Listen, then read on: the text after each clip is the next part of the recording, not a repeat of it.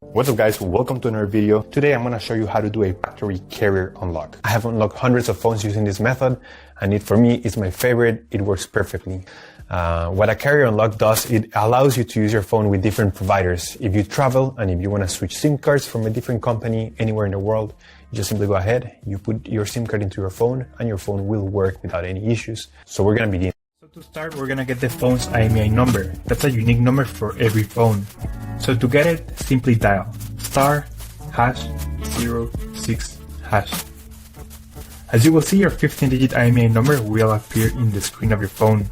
This number is very important. It represents the ID of your phone, and keep it somewhere close because we're gonna use it in a few seconds to unlock this phone.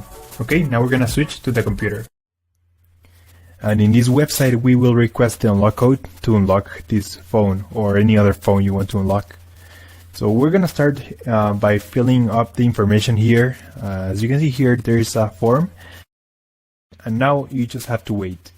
You have to wait until they send you your unlock code. This may take 5 minutes and up to 3 or 10 business days. It depends on every brand.